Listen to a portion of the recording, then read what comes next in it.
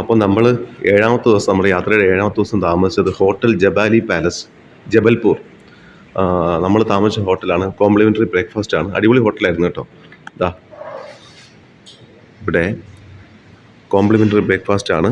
പയറ് മുളപ്പിച്ചത്, തണ്ണിമത്തൻ, പപ്പായ, ചട്നി, ഇവിടെ ഇഡ്ഡലി, സാമ്പാർ, പിന്നെ ഇവിടെ പൂരി, മസാല കറി, പിന്നെ ബ്രെഡ് പക്കോട, ഇത്രയൊക്കെ ഉണ്ട്. അപ്പോൾ അടിപൊളിയായി സംഭവം. അപ്പോൾ നമ്മുടെ ഉത്തരാഖണ്ഡ് യാത്രയുടെ 8ാമത്തെ ദിവസമാണ്. ഇപ്പോൾ നമ്മൾ രാവിലെ നമ്മൾ താമസിച്ച ഹോട്ടൽ ജബാലി പാലസിൽ നിന്ന് ബ്രേക്ക്ഫാസ്റ്റ് ഒക്കെ കഴിച്ച് നമ്മൾ പുറപ്പെടുകയാണ്. നമ്മളിപ്പോൾ പോകുന്നത് ജബൽപൂർ വാരണാസി റൂട്ടിൽ കൂടെ പോവുകയാണ്. കുറച്ച് ദൂരം പോയിട്ട് നമ്മൾ ഖജുരാഹോ കാണാൻ വേണ്ടി പോവുകയാണ്. ഇന്ന് നമ്മൾ ഖജുരാഹോ കാണും. റോഡ് നല്ല സൂപ്പർ റോഡാണ്, നല്ല റോഡ്, 4 വരി പാതയാണ്. നമ്മളിപ്പോൾ പോയിക്കൊണ്ടിരിക്കുന്നത് ജബൽപൂരിൽ നിന്ന് ഖജുരാഹോയിലേക്കാണ്. അപ്പോൾ നമ്മൾ പോയിക്കൊണ്ടിരിക്കുന്ന റോഡ് NH30 ആണ്, NH30. ഇന്ത്യയിലെ ഏറ്റവും വലിയ 5ാമത്തെ ഹൈവേ ആണിത്. ഇന്ത്യയിലെ ഏറ്റവും വലിയ 5ാമത്തെ ഹൈവേ. ഇത് 1984 കിലോമീറ്റർ നീളമുണ്ട്. ഇത് ഉത്തരാഖണ്ഡിലെ സീതാർഗഞ്ച് എന്നുള്ള സ്ഥലത്ത് നിന്ന് തുടങ്ങി ആന്ധ്രാപ്രദേശിലെ പിന്നെ ഇബ്രാഹിം പട്ടണത്തിൽ അവസാനിക്കുകയാണ്. 5 സ്റ്റേറ്റ്സിനെ കണക്ട് ചെയ്യുകയാണ്.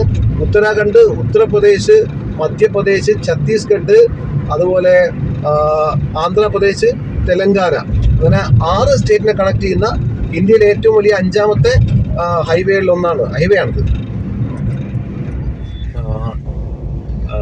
കട്നി എന്ന സ്ഥലത്തെത്തി. കട്നി എന്ന സ്ഥലത്ത് നിന്ന് നമ്മൾ ലെഫ്റ്റ് തിരിഞ്ഞ് ഖജുരാഹോയിലേക്ക് പോവുകയാണ്. അതാ പോകുന്ന വഴിക്ക് കണ്ടോ, ആ മലയുടെ മുകളിലൊരു അമ്പലമാണെന്ന് തോന്നുന്നു. സ്റ്റെപ്പൊക്കെ ഉണ്ട്, വെള്ള പെയിന്റ് അടിച്ച പടവുകളാണ്, നല്ല ഉയരമുണ്ട്. നല്ലൊരു മലയുടെ മുകളിലേക്കാണ്. സംഭവം അടിപൊളിയായിരിക്കും. പക്ഷെ നമ്മൾ പോണില്ല. നമുക്കിന്ന് ഖജുരാഹോയിൽ എത്തണം. 2-2:30 കൂടിയൊക്കെ എത്താൻ സാധിക്കും. റോഡ് നല്ല റോഡാണ്, പുതിയ റോഡാണ്, 2 വരി പാതയാണ്. നമ്മളിപ്പോ മധ്യപ്രദേശിന്റെ ഉൾഗ്രാമങ്ങളിലൂടെ പോവുകയാണ്. ഇത് ഖജുരാഹോയിലേക്കുള്ള റോഡാണ്. ചെറിയ റോഡായിരുന്നു, ഇപ്പൊ വികസിപ്പിച്ചിട്ടുണ്ട്. നല്ല റോഡാണ്, കൊള്ളാം. റോഡിന്റെ ചില ഭാഗങ്ങളിലൊക്കെ പണി കിടക്കുന്നുണ്ട്. എന്ന് വെച്ചാൽ യാത്രയ്ക്ക് ബുദ്ധിമുട്ടൊന്നുമില്ല, നല്ല ട്രാഫിക്കാണ്, കുഴപ്പമൊന്നുമില്ല, അടിപൊളിയായിട്ടുണ്ട്. മധ്യപ്രദേശ് നമ്മൾ കുറേ സഞ്ചരിച്ചു കേട്ടോ.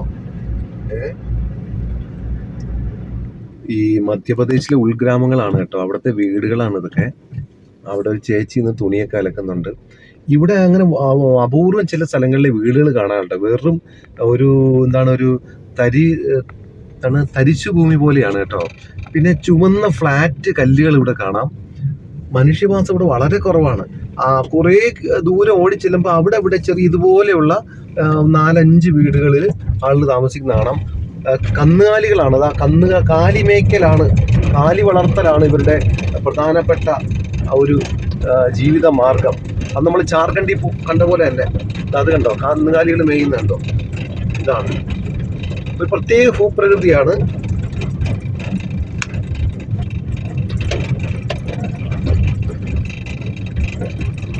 ഇവിടെ ഇത് ഒരു ഫോറസ്റ്റ് ഏരിയ കേട്ടോ. ഇടയ്ക്കിടയ്ക്ക് അപൂർവമായിട്ട് ചില ജനവാസ കേന്ദ്രങ്ങൾ കാണാം. ഒരു 4-5 വീടുണ്ടാവും.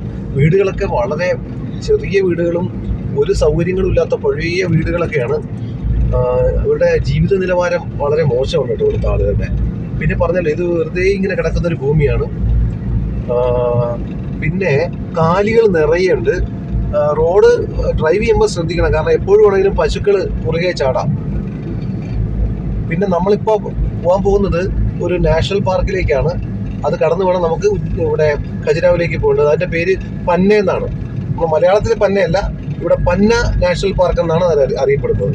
പന്ന നാഷണൽ പാർക്ക് ഇൻ മധ്യപ്രദേശ്. അതെ, നമ്മളിപ്പോൾ പന്ന നാഷണൽ പാർക്കിലേക്ക് കയറാൻ പോവുകയാണ് മധ്യപ്രദേശിലെ. പോണ വഴിക്കൊരു കാഴ്ച കണ്ടു. ആ റോഡ് സൈഡിൽ ചെറിയൊരു കുളം. ആ കുളത്തിൽ ഒരു പോത്തുകൾ വെള്ളത്തിൽ കിടക്കുന്നുണ്ട്. പോത്തുകൾ നമുക്ക് മനസ്സിലാക്കാം. അതോ അവിടെ കണ്ടോ, ഒരു മാൻ, കൊമ്പില്ലാത്ത മാൻ വെള്ളം കുടിക്കുന്നുണ്ടോ. അടിപൊളി. അവൻ ഓടിക്കളഞ്ഞു. ഇവിടെ പേടിക്കുന്നത് നമ്മൾ പാവങ്ങളാണ്ടാ. വാ, വന്ന് കുടിക്കടാ, നീ കുടിക്കടാ, ഇത് നിന്റെ സ്വന്തം സ്ഥലമല്ലേ, വാ, ഞങ്ങൾ വെറും സന്ദർശകരാണ്, വാ. പോത്തുകൾക്ക് പിന്നെ മനുഷ്യരുമായിട്ട് പിന്നെ കുഴപ്പമില്ല, കമ്പനിയാണല്ലോ. കൊള്ളാം കേട്ടോ അവൻ, അടിപൊളി. അങ്ങനെ ഇങ്ങനൊരു കാഴ്ച കാണാൻ പറ്റി, സൂപ്പർ.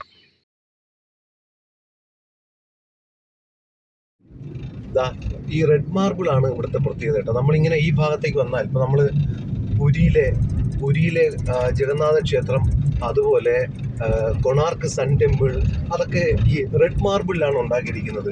ഈ ഭാഗത്ത് ഇതൊക്കെ റെഡ് മാർബിളാണ്. നിറയെ ഉണ്ട് ഇവിടെ.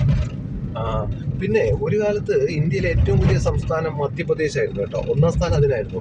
പിന്നീട് ജാർഖണ്ഡും ഛത്തീസ്ഗഡും കൂടെ അതിൽ നടത്തി മാറ്റി 2 സെപ്പറേറ്റ് സ്റ്റേറ്റ് ആക്കി. നമ്മൾ ഖജുരാഹോയിലേക്ക് പോകുന്ന വഴിയാണ് ചെറിയൊരു ടൗൺ. ഇതിന്റെ പേര് പാവൈ അതോ പവായി ആണോ എന്നറിയില്ല. PAWAI എന്നാണ് ഈ സ്ഥലം അറിയപ്പെടുന്നത്. ആളുകളൊക്കെ കണ്ടോ, ആളുകളൊക്കെ രീതികളൊക്കെ വെച്ച് കടകളൊക്കെ. ഒരു കുഞ്ഞു ടൗൺ ആണിത്.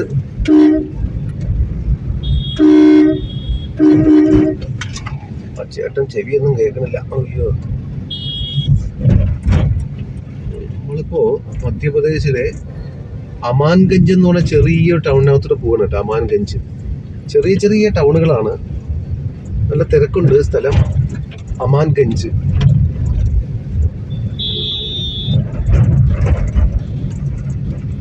നമ്മള് ഖജുരാഹോ എത്താനായി. ഏകദേശം ഒരു നോക്കട്ടെ, ഇനിയൊരു 200 എത്ര കിലോമീറ്റർ ആയി നോക്കട്ടെ, 50, ഇനിയൊരു 50 കിലോമീറ്റർ കൂടെ ഉള്ളു. നമ്മൾ 200 കിലോമീറ്ററോളം ഓടി. ഇത് പന്ന ടൈഗർ റിസർവ് ആണ് കേട്ടോ. പന്ന ടൈഗർ റിസർവ്.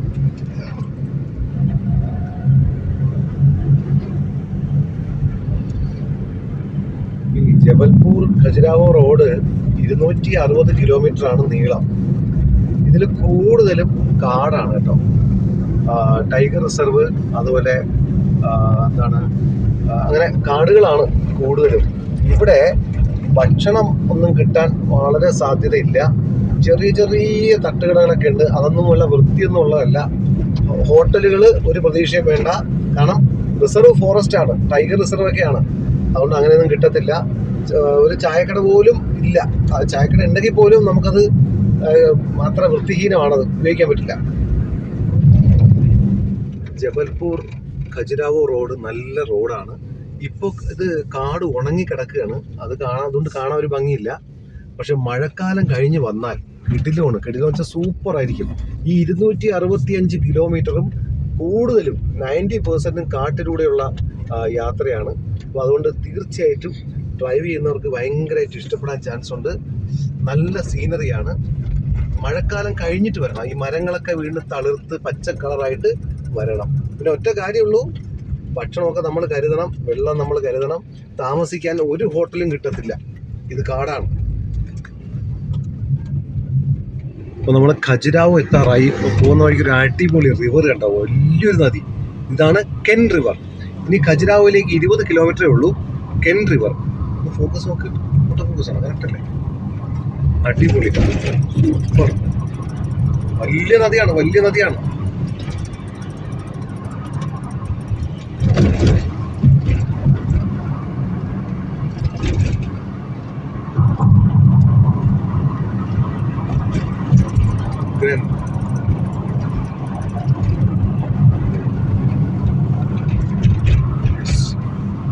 നമ്മൾ കെൻ നദി കടന്നാണ്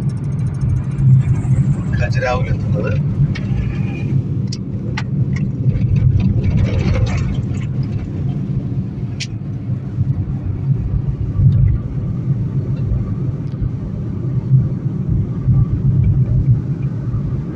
അപ്പോൾ ഖജുരാഹോ എത്തി. 5 കിലോമീറ്റർ ഉള്ളൂ.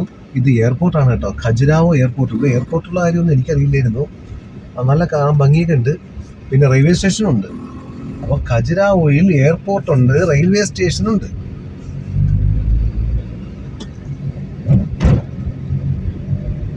വിമാനവും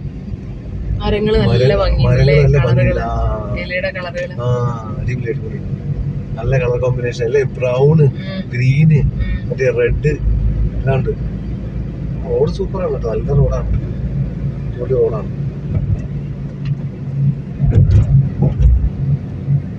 welcome to Khajuraho. Sound and light show ഒക്കെ ഉണ്ട്. ഓക്കെ. ഓ, ഇത് ടൈഗർ റിസർവ് കൂടെ കേട്ടോ. ടൈഗറിന്റെ പടവും ഉണ്ട്. ആ ലെഫ്റ്റ് സൈഡിൽ ടൈഗറാണ്. ഇവിടെ എത്തുമ്പോൾ ഹോട്ടൽസ് ഉണ്ട്. ഖജുരാഹോയിൽ എത്തിക്കഴിഞ്ഞാൽ നിങ്ങൾക്ക് നിറയെ ഹോട്ടൽസ്, റിസോർട്ട്സ്, ഹോം സ്റ്റേകൾ ഒക്കെ കിട്ടും. കുറച്ച് ഗ്രീനറി ഉണ്ടല്ലേ, ഗ്രീനറി നല്ല ഭംഗിയുണ്ട് അല്ലേ, മരങ്ങളുടെ തണലുണ്ട്. കൊള്ളാം.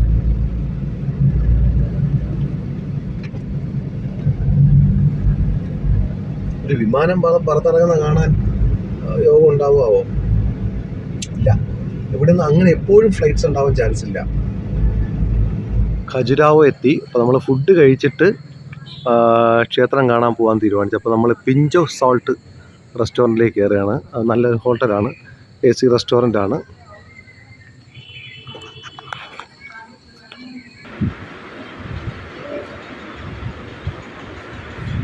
ഫുഡ് വന്നില്ലല്ലോ. പിഞ്ച് ഓഫ് സാൾട്ട്, ഇത് ഒരുപാട് ഹോട്ടൽസ് ഉണ്ട് കേട്ടോ ഇവിടെ. ഖജുരാഹോ ക്ഷേത്രത്തിനോടടുത്ത് ഒരുപാട് ഹോട്ടൽസ്, റെസ്റ്റോറൻറ്റ്സ്, ഹോം സ്റ്റേ ഒക്കെ ഉണ്ട്. നമ്മൾ ഈ പിഞ്ച് ഓഫ് സാൾട്ട് എന്ന് പറഞ്ഞ ഹോട്ടലിലേക്കാണ് കയറിയിരിക്കുന്നത്. AC റെസ്റ്റോറൻ്റ് ആണ്, നന്നായിട്ട് അലങ്കരിച്ചിട്ടൊക്കെ ഉണ്ട്. അപ്പോൾ നമ്മൾ ആദ്യം ഒരു വെജിറ്റബിൾ പുലാവ് പറഞ്ഞു, അപ്പോൾ അതില്ലാത്തതുകൊണ്ട് വെജിറ്റബിൾ ഫ്രൈഡ് റൈസിലേക്ക് കിടക്കുകയാണ്.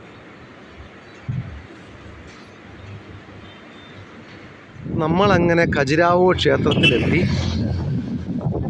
ഇവിടെ വന്നപ്പോൾ അതാ ഒരു അടിപൊളി താമരക്കുളം, ഉഗ്രൻ കുളമാണ്. ആ കുളത്തിൻ്റെ മധ്യത്തിൽ ഒരു ഐലൻഡൊക്കെ ഉണ്ട്. ആണ് കേട്ടോ, ഉഗ്രൻ. താമര പിടിച്ചിട്ടുണ്ട്, താമരപ്പൂവുണ്ട്, താമര മുട്ടുണ്ട്. സംഭവം അടിപൊളിയാണ്, വലിയൊരു കുളമാണ്. അങ്ങനെ നമ്മൾ ഖജുരാഹോ ക്ഷേത്രത്തിലെത്തി. നമ്മൾ ആദ്യം കണ്ട ആ താമരക്കുളം, അത് ശിവസാഗർ ലേക്ക് എന്നാണ് അതിൻ്റെ പേര്. ഇവിടെ ഒരുപാട് ലേക്സ് ഉണ്ട്, കുഞ്ഞു കുഞ്ഞു ലേക്സ് ഉണ്ട്. ഇനി വേറെ ലേക്കുണ്ട്, നിനോറ ലേക്ക് എന്ന് പറയും. അപ്പോൾ നമ്മൾ അവിടെ ഓൺലൈനായിട്ട് ടിക്കറ്റ് എടുത്തു. 2 രീതിയിലും ടിക്കറ്റ് എടുക്കാം. ഓൺലൈൻ ടിക്കറ്റ് എടുക്കാം, അല്ലാതെ ഡയറക്റ്റും എടുക്കാൻ പറ്റും. ഓൺലൈനായിട്ടാണ് ഞങ്ങൾ ഒരു സ്കാനർ QR കോഡ് സ്കാൻ ചെയ്ത് ടിക്കറ്റ് എടുത്തു. ഒരാൾക്ക് 35 രൂപയാണ്. അങ്ങനെ 2 പേർക്ക് 70 രൂപ ഓൺലൈനായി ടിക്കറ്റ് എടുത്തു. അവിടെ നിന്ന് ഇലക്ട്രിക് ഓട്ടോറിക്ഷ കിട്ടും ആ എൻട്രി പോയിന്റിൽ നിന്ന് നമുക്ക് ക്ഷേത്രത്തിനടുത്തേക്ക്. അപ്പോൾ നമ്മൾ അതിന് ഒരാൾക്ക് 5 രൂപയാണ് കൊടുക്കേണ്ടത്. അപ്പോൾ അല്ലെങ്കിൽ കുറച്ച് നടക്കാനുണ്ടാവും. അപ്പോൾ നമ്മളിവിടെ എത്തി. ഇവിടെ ഖജുരാഹോ ടെമ്പിൾസ് എന്ന് പറയുന്നത് ഒരു ടെമ്പിൾ കോംപ്ലക്സ് ആണ്. 3 ഗ്രൂപ്പ് ഓഫ് ടെമ്പിൾസ് ആണുള്ളത്. അതായത് western group of temples, eastern group of temples, southern group of temples. ഇതിൽ ഏറ്റവും വലുതെന്ന് പറയുന്നത്, കൂടുതലും കാണാനുള്ളത് വെസ്റ്റേൺ ഗ്രൂപ്പ് ഓഫ് ടെമ്പിൾസ് ആണ്.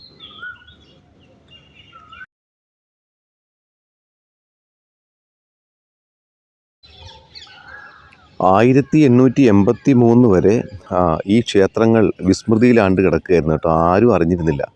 1881 ബ്രിട്ടീഷ് എഞ്ചിനീയറായ TS ബർട്ട്, അദ്ദേഹം ഒരു സഞ്ചാരി കൂടെയായിരുന്നു. അദ്ദേഹം ഇങ്ങനെ നാടുകാണാനിറങ്ങിയ സമയത്ത് ഇങ്ങനൊരു സംഗതി കാണുകയും കൂടുതൽ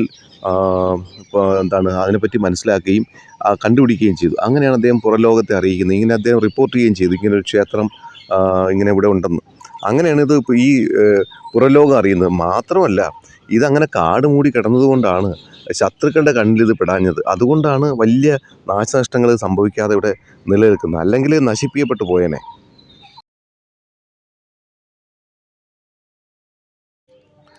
ഖജുരാഹോ ക്ഷേത്രങ്ങളിലെ ഏറ്റവും വലുതും വിസ്മയിപ്പിക്കുന്നതുമായ ക്ഷേത്രം എന്ന് പറയുന്നത് കന്ദരീയ മഹാദേവക്ഷേത്രമാണ്. കന്ദരീയ മഹാദേവക്ഷേത്രം, ഇതാണ് ഏറ്റവും വലുത്. ഏകദേശം 39 മീറ്റർ ഉയരമുണ്ട് ഈ ക്ഷേത്രത്തിന്. കിടിലമാണ്. അകത്ത് പ്രതിഷ്ഠ ശിവലിംഗമാണ്.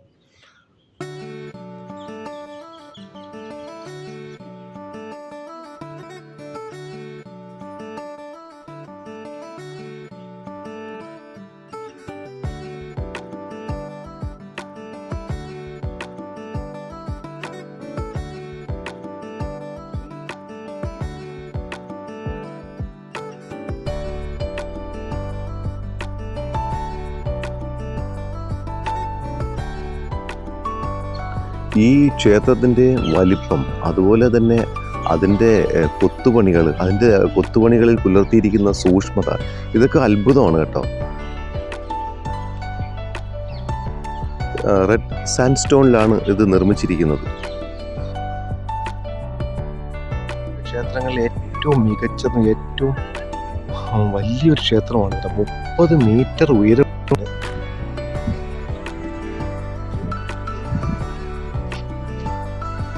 ഇതാണ് കന്ദരീയ മഹാദേവ ടെമ്പിൾ.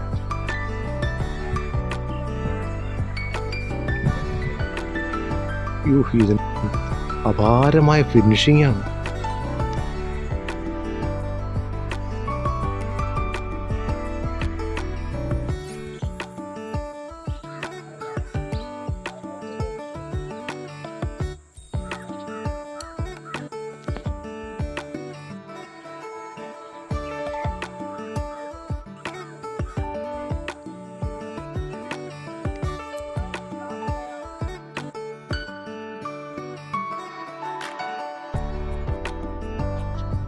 കന്ദരീയ മഹാദേവ ക്ഷേത്രത്തിൻ്റെ പടിഞ്ഞാറ് നിന്നുള്ള ദൃശ്യങ്ങളാണ്.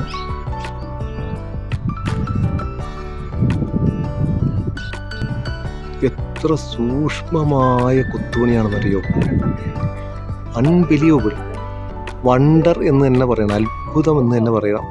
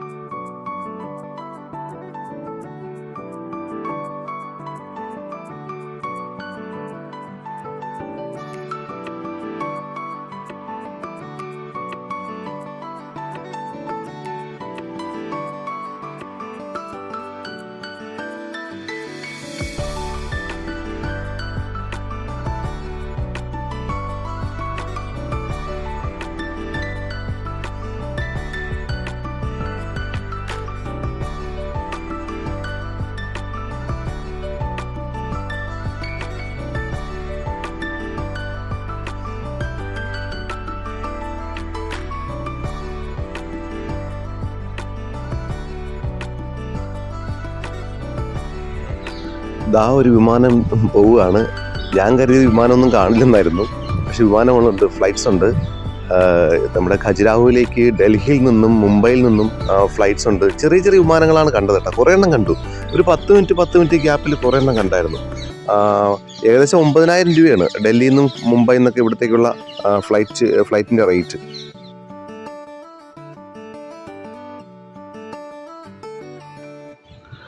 വെസ്റ്റേൺ ഗ്രൂപ്പ് ഓഫ് ടെമ്പിൾസ് അതാണ് ഏറ്റവും വലുത്. അതിൽ 11ഓളം ക്ഷേത്രങ്ങളുണ്ട്.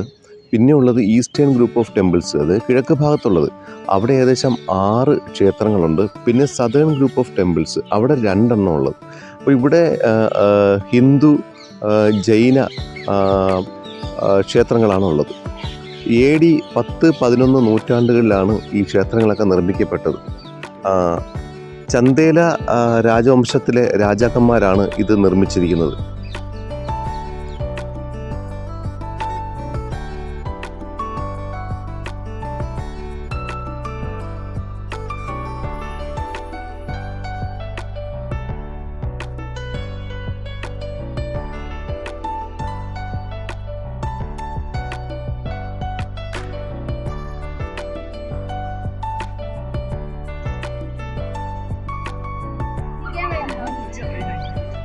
കന്ദരീയ മഹാദേവ ക്ഷേത്രവും പിന്നെ ജഗദംബി ക്ഷേത്രവും ഒരേ പ്ലാറ്റ്ഫോമിലാണുള്ളത്.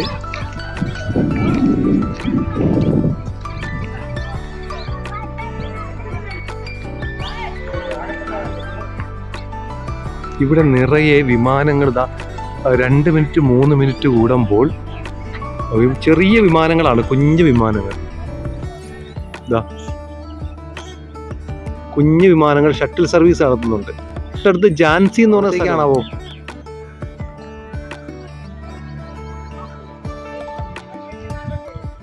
ഈ കാണുന്നത് വിശ്വനാഥ ടെമ്പിളാണ്. നമ്മൾ നേരത്തെ കണ്ട കന്ദരീയ മഹാദേവ ക്ഷേത്രത്തിൻ്റെ അതേ മാതൃകയിലാണ് ഇത് നിർമ്മിച്ചിരിക്കുന്നത്. ഇത് വിശ്വനാഥ ടെമ്പിൾ.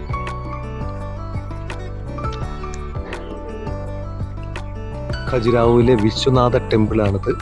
ഇതും വലിയൊരു സ്ട്രക്ചറാണ്.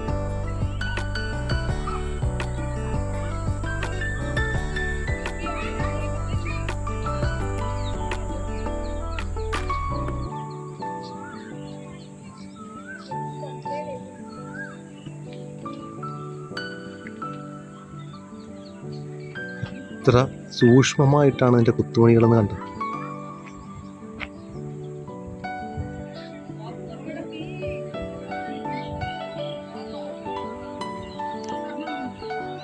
പതിനൊന്നോളം ക്ഷേത്രങ്ങളാണ് ഈ വെസ്റ്റേൺ ഗ്രൂപ്പ് ഓഫ് ടെമ്പിൾസിലുള്ളത്.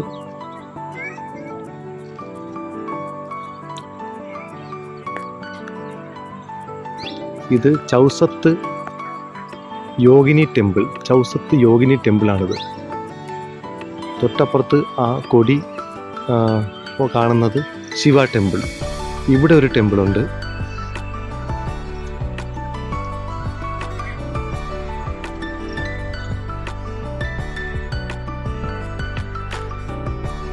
ടെമ്പിളാണ്. ഇന്നത്തെ ആനകൾ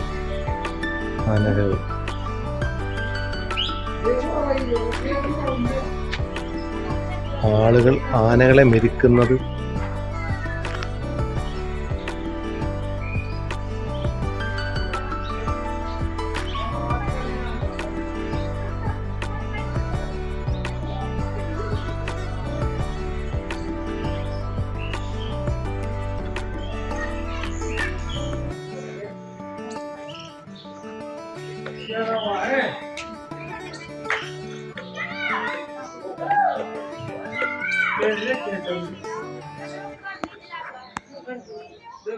ഇത് വരാഹ ക്ഷേത്രമാണ് കേട്ടോ. വിഷ്ണുവിൻ്റെ അവതാരമായ വരാഹം. ഇത് ആദ്യം കണ്ടാൽ ഒരു ലോഹത്തിൽ നിർമ്മിച്ചതെന്നേ തോന്നുള്ളൂ. അത്രയും ഫിനിഷിംഗ് ആണ് കേട്ടോ. പിന്നെ ചിത്രങ്ങൾ നിറയെ കൊത്തി വെച്ചിട്ടുണ്ട്. 100 കണക്കിന് രൂപങ്ങൾ ഇതിൽ സൂക്ഷ്മമായി കൊത്തി വെച്ചിട്ടുണ്ട്. ഇത് നല്ല ഹാർഡായിട്ടുള്ള ഒരു സ്റ്റോണിലാണ് ചെയ്തിരിക്കുന്നത്. അല്ലെങ്കിൽ ഇത്രയും സൂക്ഷ്മത കിട്ടത്തില്ല.